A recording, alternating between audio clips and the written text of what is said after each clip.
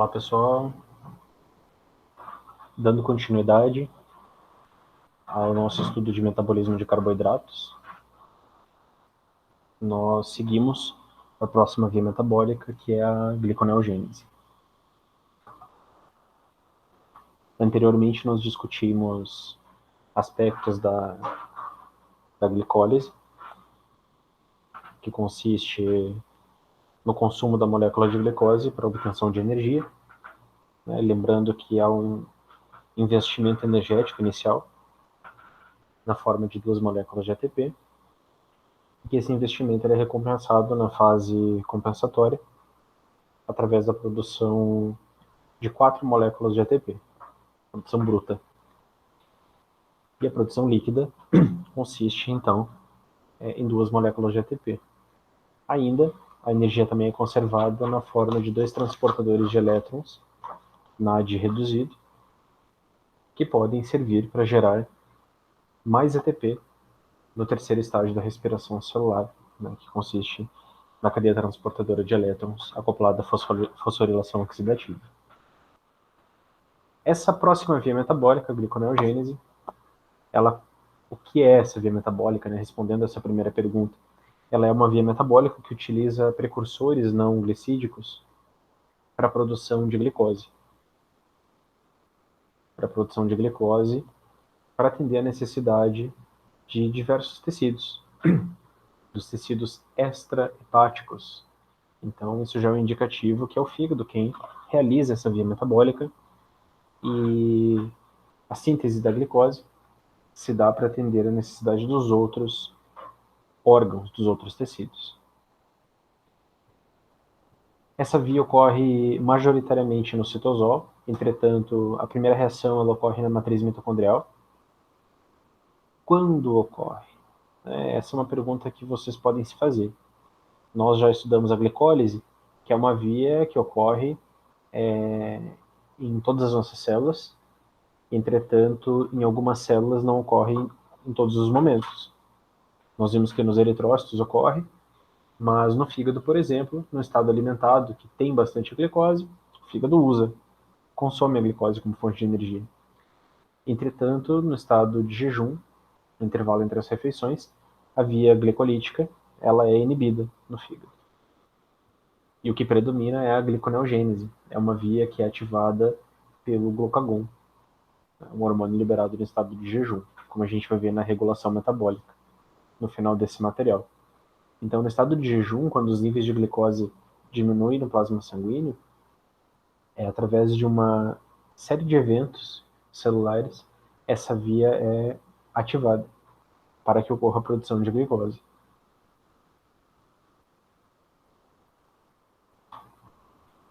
É muito importante, então, pensar no fígado como um órgão que faz a gestão dos níveis de glicose plasmáticos. Ou seja, no estado alimentado, em que tem níveis que nós observamos níveis elevados de glicose, o que acontece? Há o consumo de glicose, e o consumo consiste na glicólise, a via que nós já estudamos. E também, se há um excesso além do que nós precisamos para fins energéticos, a glicose também é estocada. E aqui em azul a gente poderia, nesse caso aqui, né, estocado, o metabolismo do glicogênio, a síntese do glicogênio e o uso da glicose como fonte de energia. Já no estado de jejum, o que acontece? A glicose ela é mobilizada dos estoques, dos reservatórios, ou seja, do glicogênio, para os tecidos extrahepáticos. Aquele polímero ele é despolimerizado para que o monômero seja liberado no plasma sanguíneo. E também ocorre a produção, que é essa via que nós estamos discutindo, a gliconeogênese. Então, ou acontece, né, no estado alimentado isso, ou acontece isso no contexto do estado de jejum. Então, como a glicose é uma importante fonte de combustível para vários tecidos, é importante que nós tenhamos a capacidade de sintetizá-la, já que a nossa demanda de glicose diária ela é maior do que nós conseguimos estocar. O nosso encéfalo, por exemplo, requer aí em torno de 120 gramas de glicose por dia, o que é mais do que a metade de toda a glicose que nós conseguimos estocar nos músculos e no fígado. E lembrando, chamando atenção ao seguinte aspecto, que a glicose armazenada no fígado, como nós recém vimos, conforme eu recém comentei, ela serve para os tecidos extrahepáticos. Entretanto, a glicose armazenada nos músculos, não. A glicose armazenada nos músculos serve exclusivamente para o próprio miócito, para a própria célula muscular. Então, aqui a gente está falando que 120 gramas, que é o que o encéfalo utiliza diariamente, em média, né? Isso vai depender muito da pessoa, né, da fisiologia, mas, enfim, aqui tem uma média. Mais da metade de toda a glicose estocada nos músculos e no fígado. Se nós pegarmos o que é estocado no fígado, será que dá para um dia aquilo que o encéfalo requer? Provavelmente não. Estoque, quando a gente fala em estoque, né, glicose estocada, nós estamos falando em glicogênio. Quando nós trazemos para o debate, para a conversa, a gliconeogênese, nós estamos falando de uma outra via, a via de síntese, a partir de alguns precursores aí que a célula tem acesso.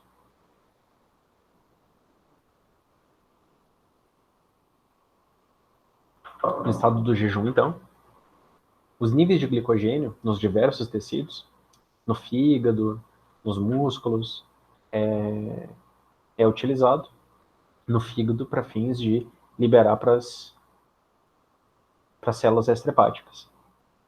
E para dar conta de manter os níveis de glicose próximos dos níveis basais, o que acontece é que há a produção de glicose através dessa via, chamada de gliconeogênese. Conversão, então, de precursores não glicídicos em glicose. Vamos ver quem são esses precursores. Lembram do lactato? Gerado como produto da glicólise nos eritrócitos. O lactato, como nós falamos na nossa discussão anterior, ele é produzido como produto final da glicólise nos eritrócitos. E ele é captado pelo fígado, olha só. Uma das finalidades desse lactato é novamente ser convertido em piruvato através da ação da enzima lactato desidrogenase, que nós também vimos anteriormente. E o piruvato, inclusive está aqui, que também pode ser obtido a partir de outras fontes, como por exemplo o aminoácido alanina, como nós veremos no metabolismo de aminoácidos. O aminoácido alanina pode ser convertido em piruvato e alimentar essa via metabólica que é a gliconeogênese. O glicerol, onde nós temos o glicerol? Nos triglicéridos, nos triacilgliceróis. Então, o glicerol, como produto do metabolismo de gordura, ele pode também ser encaixado nessa via importante para a nossa fisiologia. E os chamados aminoácidos glicogênicos. Aqui nós temos um exemplo, a alanina. É um aminoácido glicogênico, ou seja, um aminoácido que vai gerar uma estrutura que será empregada na síntese da glicose através da gliconeogênese. É importante mencionar que principalmente o fígado é responsável por gerar glicose através da gliconeogênese. Existem outras células que têm essa capacidade, mas a maior representatividade é do fígado. Então vocês podem, quando nós falamos em gliconeogênese, pensar em fígado, tá bom? É que ao ler os livros vocês verão que existem outras células capazes de realizar essa via metabólica, mas a grande representatividade é do tecido hepático. Essa é uma imagem muito interessante porque ela traz elementos que nós já vimos no nosso estudo anterior. Aqui à esquerda, em rosa, vocês têm ilustradas as reações da glicólise, né? Chama atenção a hexoquinase, a PFK1 e a piruvatoquinase, que são as 3 enzimas regulatórias da glicólise, e as demais reações reversíveis, como vocês podem ver aqui, né? As flechas em ambos os sentidos. No sentido oposto, nós temos essas reações sendo revertidas no sentido de subir, né? Aqui desce no sentido glicólise, consumo da glicose. E aqui à direita, em azul, nós temos as flechas dessas reações que são reversíveis subindo, ou seja, sendo realizadas como parte da via de gliconeogênese. Vejam aqui em cima. Em azul nós temos a gliconeogênese. Lembram que as reações catalisadas por essas três enzimas regulatórias, né, que as enzimas catalisam essas respectivas reações de forma irreversível? E o que significa isso? Significa que a própria enzima não consegue voltar atrás essa reação. No entanto, existem outras enzimas, como vocês podem ver aqui, que conseguem realizar o contorno dessa reação. Ou seja, lá em cima a glicose 6-fosfatase consegue desfosforilar a glicose 6-fosfato, pois a hexoquinase não consegue. A frutose 1,6-bifosfatase, ela consegue converter frutose 1,6-bifosfato em frutose 6-fosfato. E aqui, nessa última, que na verdade é a primeira reação da gliconeogênese, né? Primeira reação de contorno a gente chama, porque contorna essa última reação da glicólise, que é irreversível, né, quando catalisada pela piruvato quinase. Aqui nós temos duas enzimas. A enzima piruvato carboxilase, que é uma importantíssima enzima que participa de outros processos, ou melhor, que gera oxalacetato para outros processos também, é uma enzima mitocondrial. Então essa primeira parte, né, dessa reação de contorno, que seria contemplada por essas duas reações, é catalisada pelo piruvato carboxilase. Esse oxalacetato ele pode, através de algumas estratégias, chegar no citosol e no citosol ser convertido pela pepcarboxiquinase em fosfonol-piruvato. Ou gerar fosfonol-piruvato dentro da mitocôndria e também, né, dentro da mitocôndria. E aí o fosfonol-piruvato ser transportado através de um transportador específico para o citosol, que é onde ocorrem o restante das reações, né? A maior parte, na verdade, das reações. Então, gerando pressão no sentido de gliconeogênese para cima, nós temos essas reações aqui sendo realizadas nesse sentido, né, a favor da formação desses substratos, né? Se a pressão é gliconeogênese, ela vai acontecer até gerar a frutose 1,6-bifosfato, por exemplo.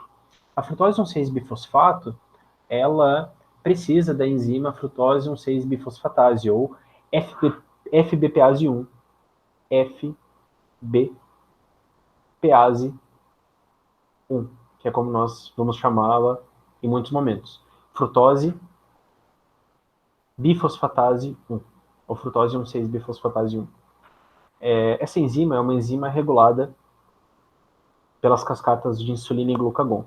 É uma regulação bem interessante, o principal ponto regulatório da glicólise e gliconeogênese, e nós veremos na terceira parte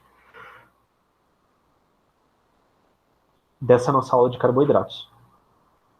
Então, quando ativa, essa enzima ela catalisa a reação no sentido gliconeogênese, ou seja, convertendo frutose 1,6-bifosfato em frutose 6-fosfato. Essa próxima reação aqui, ela é reversível, né? Então, essa isomerização ela pode ocorrer nos dois sentidos. No estado de jejum, no tecido hepático, a pressão é no sentido de gerar frutose 6-fosfato, pois essa enzima está ativa. Então, essa reação ocorre nesse sentido. Da mesma forma que acontecem as demais, a pressão é no sentido de produzir glicose. Produzir o glicose 6-fosfato, existe uma outra enzima, glicose 6-fosfatase. Essa outra enzima, ela é encontrada no retículo endoplasmático, dentro do retículo endoplasmático. Então a glicose 6-fosfato precisa entrar dentro do retículo endoplasmático através de um transportador específico que transporta a glicose 6-fosfato. E dentro do retículo endoplasmático, a glicose 6-fosfatase vai desfosforilar a glicose 6-fosfato, gerando glicose. Existe um glúten no retículo endoplasmático que vai transportar a glicose para o citosol, e essa glicose, então, do citosol é transportada para o plasma sanguíneo, cumprindo com a função dessa via metabólica, que é a gliconeogênese, de gerar glicose para os tecidos extrahepáticos. Ressalto, relembro, reafirmo que, nesse contexto em que ocorre a gliconeogênese, a via glicolítica está inativada. Como que essas vias são ativadas, inativadas, isso a gente vê na aula de regulação, né, na nossa próxima discussão, em um próximo vídeo. Por enquanto, esforcem-se para assimilar, né, que o que faz sentido acontecer em cada momento. No estado alimentado, que tem bastante glicose, o que faz sentido acontecer? Utilizar a glicose através da glicólise ou produzir mais glicose? Se já tem bastante, consumir. No estado de jejum, o que faz sentido? Se tem pouca glicose, o fígado consumir a glicose, e entre parênteses aí, né, vamos colocar entre parênteses, ele pode utilizar outros nutrientes com muita eficiência. Então não é consumir a glicose, é produzir a glicose para os tecidos extrahepáticos. Agora, como que isso acontece? Como que acontece a regulação dessas enzimas regulatórias, que são todas essas em rosa e em azul, nós veremos na regulação do metabolismo de carboidratos.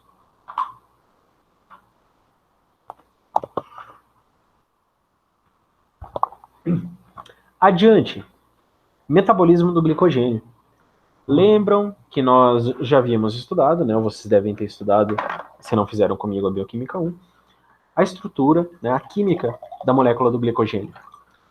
Estrutura, função do glicogênio, é um polímero de glicose. A função é ter essa reserva de glicose para as células e para os organismos que são capazes de produzir glicogênio. Para quando precisarem de nutrientes, essa glicose possa ser mobilizada para atender às demandas celulares. Ok? E o amido tem uma estrutura semelhante, é um polímero de glicose, né, formado pela amilose, a amilopectina, que são estruturas que têm ou só ligação alfa-1,4 entre moléculas de glicose linear, ou estrutura ramificada com segmentos lineares, ligações alfa-1,4, e ramificações criadas através de uma ligação alfa-1,6. O glicogênio é o bico, né? Olha, esse termo aparece pela segunda vez. Lembram do GLUT1, que é o bico também? Ou seja, o glicogênio é encontrado em várias células. Em células do sistema nervoso central, em muitas células do nosso organismo. Entretanto, a maior parte do glicogênio, se nós pegarmos aí em porcentagem, será encontrada ou no fígado ou no tecido muscular.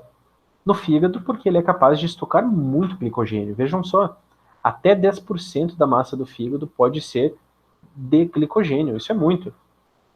Justamente porque é um tecido que tem essa função de regular. Tem muita glicose, capta e estoca na forma desse polímero, para diminuir a glicemia, os níveis de glicose plasmáticos.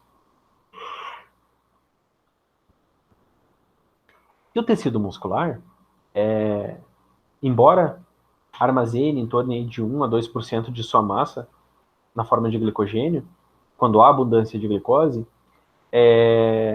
acaba tendo muito, quem sabe até muito mais do que no fígado, porque a quantidade de tecido muscular que nós temos acaba sendo maior do que a massa desse órgão que é o fígado. É muito importante distinguir, aqui quando a gente fala de função, qual é a função do glicogênio lá no tecido muscular? No tecido muscular, a função do glicogênio é fonte de energia para o músculo, apenas, exclusivamente. No tecido hepático, a função é outra. Não é fonte de energia, não é reserva de glicose para o tecido hepático. É reserva de glicose para os tecidos extra-hepáticos. Quando que é necessário utilizar essa reserva? No estado de jejum.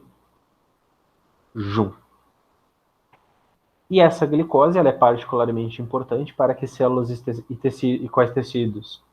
Os eritrócitos, células do sistema nervoso central. Podem pensar como esses dois exemplos, tá? Nesses dois exemplos. Então vamos lá estudar e compreender em que consiste essa via que é a glicogenólise. Então, lembrem que até aqui nós temos glicólise, gliconeogênese e agora a glicogenólise. Glicogenólise lembra glicogênio e lise lembra quebra. Então, é uma via metabólica que tem como função, que promove a quebra, a hidrólise da molécula de glicogênio e gera como produto glicose. Onde ocorre? Ocorre no citosol, já que é o local onde o glicogênio é tanto produzido quanto despolimerizado. Quando ocorre? Depende. No tecido hepático, ocorre no estado de jejum, quando o dá o sinal, glucagon dá o sinal para que tanto a gliconeogênese quanto a glicogenólise aconteça. No tecido muscular, é principalmente a adrenalina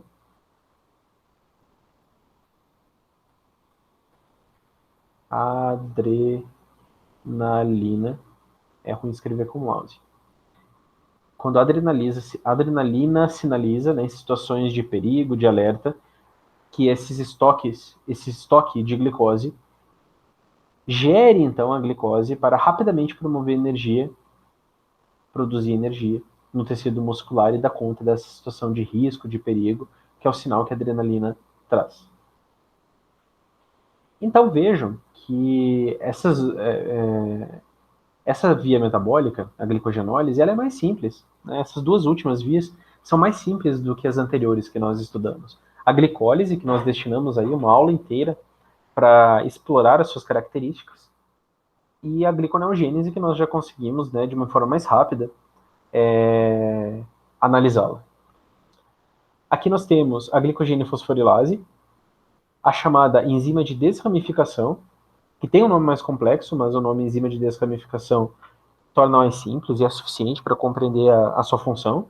E uma outra enzima que é a fosfoglicomutase, que é importante tanto aqui, na glicogenólise, quanto na outra via que nós logo estudaremos, que é a glicogênese, a síntese do glicogênio.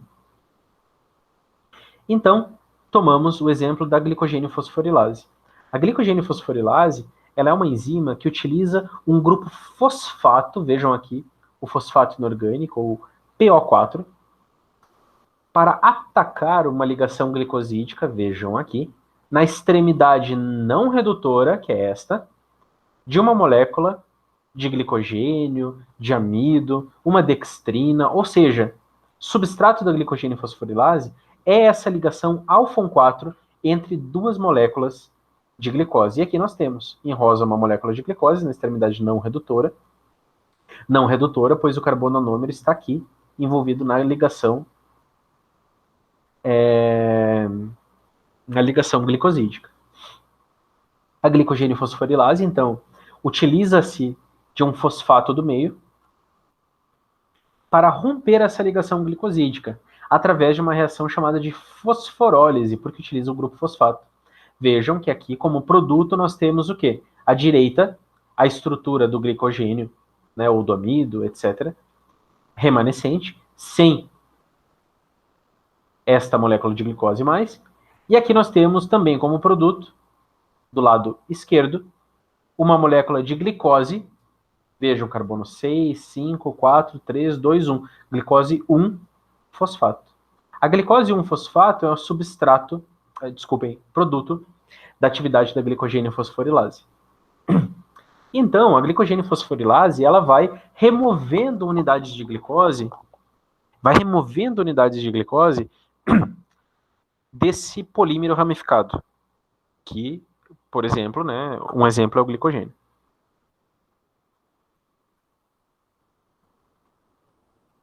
Eu tô falando glicogênio, amido, na verdade, se dentro da nossa célula nós estocamos glicogênio, o substrato será o glicogênio, né, pessoal? Eu imagino que in vitro isso aconteceria, já que a estrutura do amido e do glicogênio são semelhantes, tá? Então, por favor, né, faça essa correção, tá? Aqui a gente está falando em nível das nossas células, então a glicogênio fosforilase, evidentemente, é uma enzima que nós produzimos e vai despolimerizar o glicogênio, tá? Eu estava pensando na amilase salivar, que catalisa a reação de hidrólise de ligação alfa-4, mas na cavidade oral a gente pode ter aí diversos substratos, né? Agora, dentro da nossa célula, no tecido hepático, no tecido muscular, lá nós temos o polímero que nós produzimos, que é o glicogênio, tá? Então, o substrato da glicogênio fosforilase, glicogênio. adiante. Essa enzima, então, ela vai removendo resíduos de glicose, ou seja, esses segmentos de glicose das extremidades não redutoras. Quando ela chega a aproximadamente 4 resíduos de glicose de um ponto de ramificação, a glicogênio fosforilase não consegue continuar a remoção dos resíduos de glicose através dessa reação de fosforólise de ligação alfa-1,4. E aí que entra a enzima desramificadora, ou enzima de desramificação do glicogênio. O que ela faz? Eu vou mostrar uma imagem que fica mais fácil de compreender. Na verdade, a imagem está mais para frente, então eu já mostro a imagem. Ela remove a própria enzima de ramificação, ela remove, aí são 4 resíduos, ela remove 3 resíduos, e o último resíduo que sobra, ligado através de ligação alfa-1,6, é hidrolisado, e gera como produto aí a glicose 1-fosfato também. Depois que essa ramificação é removida, a glicogênio fosforilase pode voltar para essa nova extremidade redutora e realizar a sua catálise. Ué, mas então não seriam só essas duas enzimas, glicogênio fosforilase, para remover as unidades de glicose terminais nessas extremidades não redutoras, e a enzima de desramificação para desfazer os pontos de ramificação? Mas nós temos uma outra questão. O produto é a glicose 1-fosfato, e as nossas células utilizam glicose 6-fosfato. Seja a glicose 6-fosfatase, que é aquela enzima que é importante tanto para a gliconeogênese no fígado, quanto para a glicogenólise no fígado. No fígado, essa glicose 1-fosfato, ela não só será convertida em glicose 6-fosfato, quanto ela entrará também no retículo endoplasmático e perderá esse grupo fosfato para que a molécula de glicose seja liberada através do GLUT2 para o plasma sanguíneo. Entretanto, no músculo, o músculo não tem glicose 6-fosfatase. Aquela é uma enzima hepática. Anota aí. Marca de vermelho, de azul, de verde, de amarelo, de rosa, de todas as cores. Glicose 6-fosfatase é uma enzima do fígado, hepática. Então, pode ter um monte de glicose 6-fosfato em qualquer tecido. Permanece aprisionada dentro das células desse tecido. No entanto, o fígado, que tem a glicose 6-fosfatase, é o tecido capaz de remover o grupo fosfato da glicose 6-fosfato, né, glicose 6-fosfatase, e gerar glicose que será liberada do tecido hepático, que é o gestor dos níveis de glicose plasmáticos. Então, a glicose 1-fosfato, produto da atividade da glicogênio fosforilase, ela é convertida por essa isomerase, que é a fosfoglicomutase, em glicose 6-fosfato. E aí a glicose 6-fosfato, se é no músculo, pode ser utilizada, lembram que a glicose 6-fosfato é o produto da primeira reação da glicólise. Vai seguir reações até formar piruvato. Se é no fígado, a glicose 6-fosfato será desfosforilada e a glicose será liberada para o plasma sanguíneo. E aqui está ilustrada a reação. A fosfoglicomutase, ela fosforila a glicose 6-fosfato e forma a glicose 1,6, depois pega o fosfato desse outro lado aqui para ela, porque a enzima tem que terminar a reação da forma que iniciou. Inicia fosforilada, doa, mas depois recebe de novo. E aqui o produto é a glicose 6-fosfato.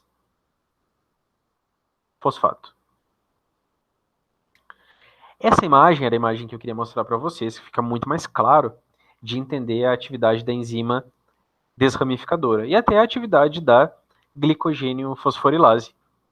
Aqui nós temos um segmento terminal do glicogênio. Imagina que para cá, para a direita, continua ainda com várias ramificações até o ponto central da molécula de glicogênio. Então aqui nós temos uma extremidade. Na verdade, duas extremidades não redutoras. O que acontece? Nessas extremidades redutoras, a glicogênio fosforilase, ela usa os grupos fosfato, ataca essas ligações glicosídicas e gera como produto glicose 1-fosfato. Todas essas daqui são glicose 1-fosfato. Quando ela chega a aproximadamente 4 resíduos de glicose próximos de uma ramificação, e aqui nós temos esse exemplo, ela não consegue seguir removendo essas unidades de glicose. Para isso é necessário uma enzima desramificadora. Essa enzima desramificadora ela tem duas atividades. Primeiro, uma atividade de transferase, ou seja, ela transfere parte dessa ramificação para uma extremidade não redutora próxima. Estende aqui do lado, nessa daqui, ó. Estendeu aqui. Poderia ser outra também, outra próxima. E aí sobra essa unidade de glicose ligada aqui através de ligação alfa 1,6. Carbono 1 do vermelhinho e 6 do azulzinho. A segunda atividade dessa enzima de desramificação, que é a atividade de glicosidase, é a responsável por hidrolisar essa ligação alfa 1,6, diferente da alfa 1,4, que é o que a glicogênio fosforilase quebra. E aí, neste momento, agora aqui no final dessa imagem, nós temos uma extremidade não redutora, bem distante de um ponto de ramificação, então volta a glicogênio fosforilase a remover unidades de glicose, gerando glicose 1-fosfato, até chegar próximo de uma outra ramificação e o que está ilustrado nessa imagem se repetir novamente. Questões importantes que vocês devem se esforçar para lembrar, porque são pontos centrais. Primeiro, no fígado, essa despolimerização do glicogênio serve para quê? Para gerar glicose para ele? Não. Para liberar glicose para o sangue. Vai gerar glicose 1-fosfato, que será convertida em glicose 6-fosfato pela fosfoglicomutase. E aí, essa glicose 6-fosfato será desfosforilada pela enzima glicose 6-fosfatase, e a glicose, produto dessa reação, será liberada para o sangue. Por que isso acontece? E quando isso acontece? Acontece em resposta a uma queda da glicemia. Para quê? Para tentar manter os níveis de glicose próximo dos níveis basais, para não ter uma queda muito pronunciada. Aqui, então, acabamos de falar, né, que precisa dessa enzima, glicose 6-fosfatase, presente no fígado, principalmente no fígado. E aqui um terceiro ponto. O músculo e o tecido adiposo não podem converter glicose 6-fosfato em glicose. Músculo e tecido adiposo, pois não possuem glicose 6-fosfatase. Músculo, tecido adiposo e inúmeros outros tecidos. Tá? A maioria dos tecidos não tem glicose 6-fosfatase. Vocês podem, tá, pensar em glicose 6-fosfatase, fígado.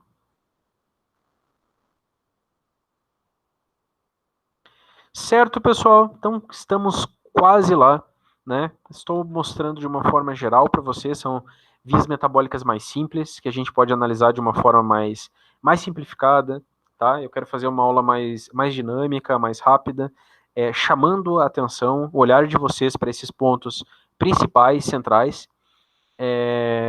Hoje a gente consegue tranquilamente, vejam só, conseguimos relembrar alguns aspectos aí da glicólise, analisar a gliconeogênese, as enzimas regulatórias que catalisam as reações de contorno, a glicogenólise, a quebra do glicogênio, né, a despolimerização do glicogênio, para gerar glicose para aquele tecido muscular, ou para os outros tecidos, quando acontece no tecido hepático.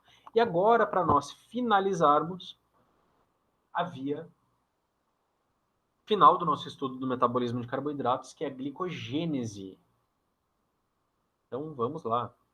Deixa eu tomar uma água para seguir para a reta final da nossa conversa.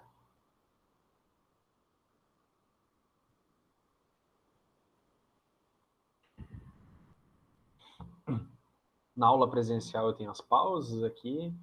É mais difícil de fazer uma pausa, né? A gente engata e vai indo. Mas tem que fazer isso. Então, vamos lá. Glicogênese. Façam um esforço, pessoal, para não se confundir entre gliconeogênese e glicogênese. Gliconeogênese é a produção de glicose. Glicogênese é a produção de glicogênio. Nós sabemos que para produzir o glicogênio nós precisamos de Glicose. Quando nós temos um excesso de glicose para que ocorra a produção de glicogênio? É no estado de jejum? Ou será que é no estado alimentado? Depois de ingerirmos lá o pão, o macarrão, o arroz, bolachinha, o café bem adoçado, refrigerante, a Nutella, que é uma bomba de carboidrato, né? Essas pastas aí de avelã, geleia, etc. Cheio de carboidratos. O aumento nos níveis de glicose e monossacarídeos no nosso plasma sanguíneo acaba gerando substrato para a produção do glicogênio. Para que serve o glicogênio?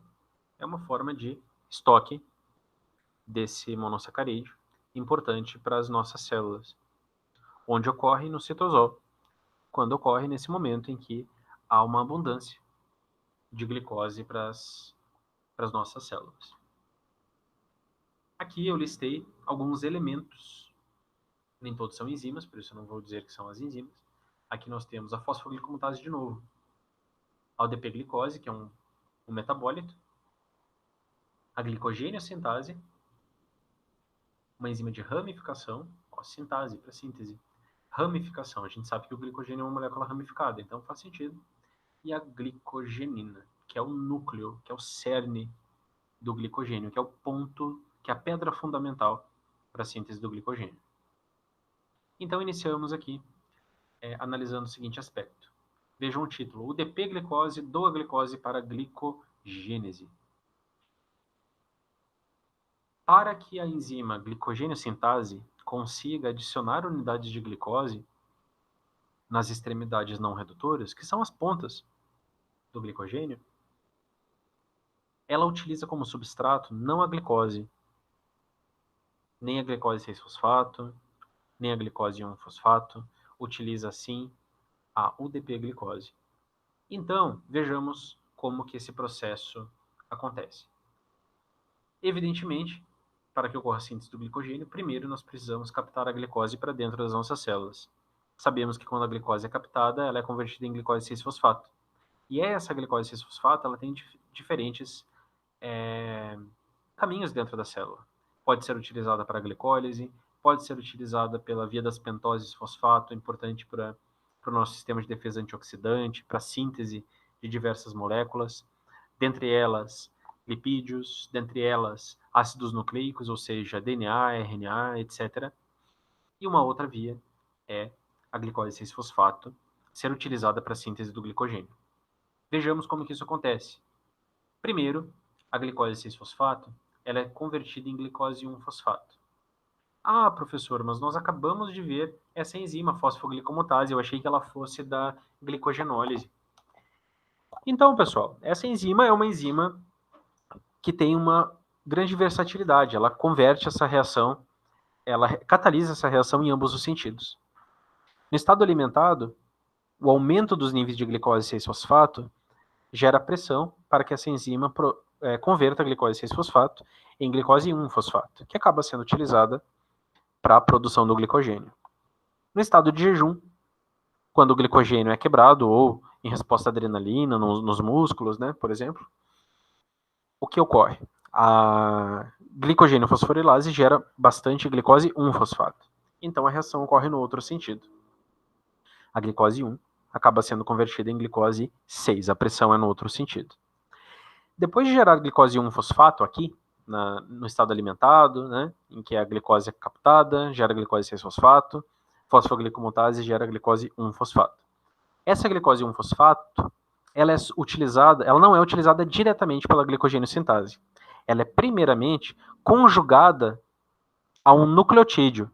Nucleotídeo é aquela molécula que tem uma base nitrogenada ligada a uma pentose, ligada a pelo menos um grupo fosfato.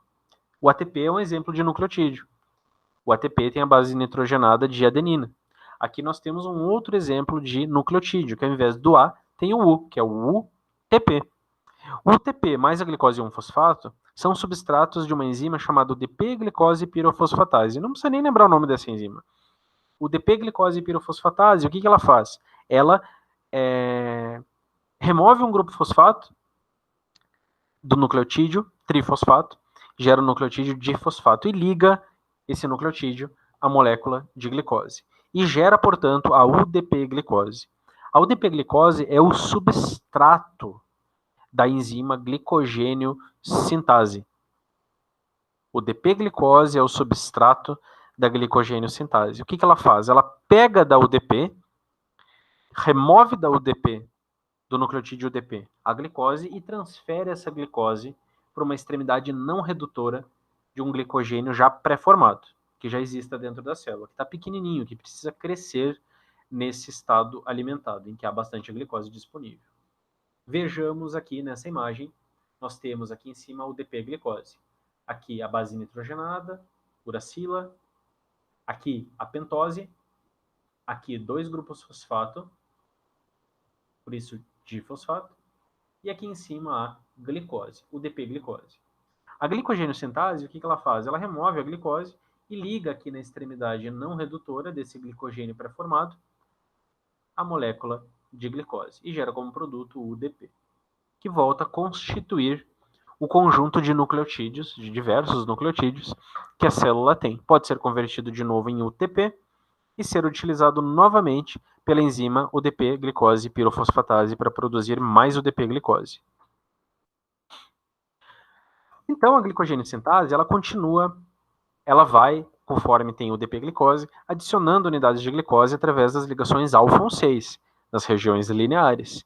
Quando essa cadeia de glicoses, após um ponto de ramificação, atinge em torno de 11, 12 moléculas, 12 unidades, entra uma outra enzima, que é chamada de enzima de ramificação. Essa enzima de ramificação, o que ela faz? Ela corta mais ou menos na metade esse fragmento aí de 11, 12 carbonos e liga esse fragmento lá atrás e cria um ponto de ramificação através de uma ligação alfa-1,6. Aqui nós temos uma imagem que mostra isso. A glicogênio sintase, ela vai acrescentando, cadê o meu cursor aqui? Vai acrescentando, aqui tem então perto do núcleo do glicogênio ou perto de um ponto de ramificação. Um primeiro resíduo, um segundo resíduo, terceiro, quarto, quinto, sexto, 7, 8, 9, 10, 11. 11. Mais ou menos quando tem aí 11, 12 unidades de glicose, a enzima ramificadora vem, cliva, então como fez aqui, clivou aqui e transferiu esse segmento aqui para trás, vejam a setinha pontilhada, criou um ponto de ramificação, uma ligação alfa-1,6. E agora nós temos o quê? Não só uma extremidade não redutora, mas 2 extremidades não redutoras. E a glicogênio sintase volta a adicionar unidades de glicose aqui. Quando cada uma dessas tem mais ou menos 11, 12 unidades de glicose, acontece a mesma coisa que aconteceu aqui. Então, aumentando exponencialmente o número de extremidades, a superfície de contato para que mais glicose sejam adicionadas, ou no estado alimentado, para produzir o glicogênio, ou para que a glicose seja removida quando a célula precisa. Então, o efeito biológico é ter mais sítios acessíveis, tanto para a fosforilase, que vai tirar no momento de necessidade, para fazer isso mais rápido, ou para a glicogênio sintase, adicionar de uma forma mais rápida, ou seja, permitir que a célula com eficiência consiga transformar as unidades de glicose solúveis, livres dentro da célula, na forma dessa molécula, que é o glicogênio.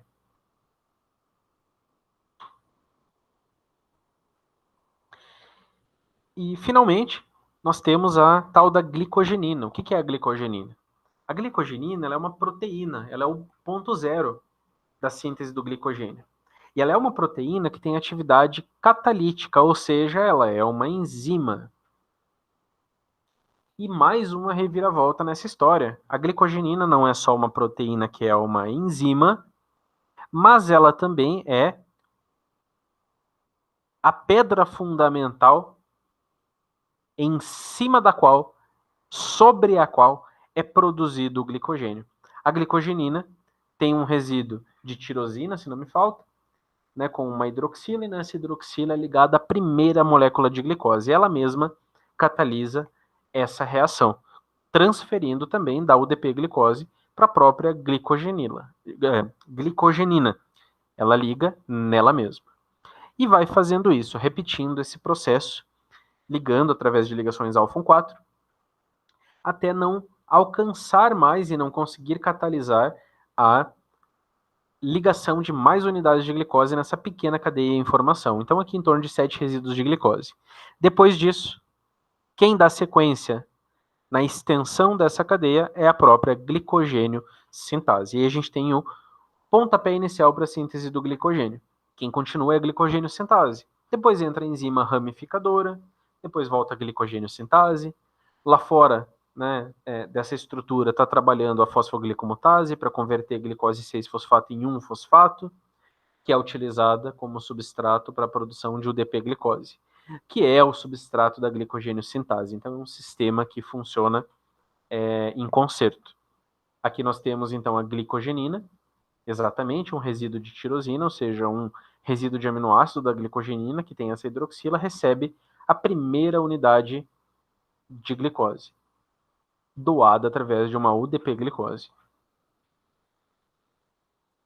Aqui está, a primeira unidade de glicose. A partir daqui, mais ligações glicosídicas acontecem, liga aqui mais um resíduo de glicose, 2, 3, 4, 5, 6, 7, 8, em torno disso. E aí entra a glicogênio sintase, pegando também da UDP-glicose e ligando mais unidades de glicose nessa cadeia, já que a glicogenina não consegue estender mais do que 7, 8 unidades. Ramifica, estende, ramifica, e essa é a síntese do glicogênio, a glicogênese.